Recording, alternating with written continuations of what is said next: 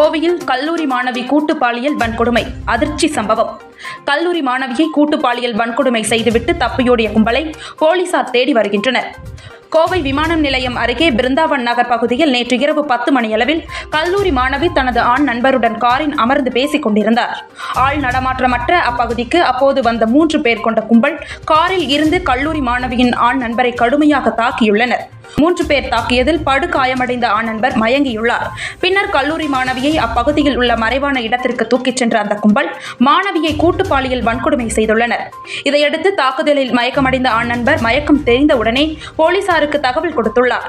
தகவல் அறிந்து விரைந்து சென்ற போலீசார் தீவிர தேடுதலுக்கு பின் உயிருக்கு ஆபத்தான நிலையில் முட்புதர் பகுதியில் கிடந்த கல்லூரி மாணவியை மீட்டுள்ளனர்.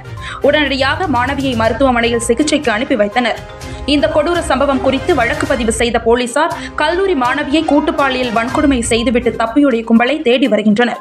இந்த சம்பவம் கோவை மட்டுமின்றி தமிழகத்தில் பெரும் அதிர்வலைகளை ஏற்படுத்தியுள்ளது.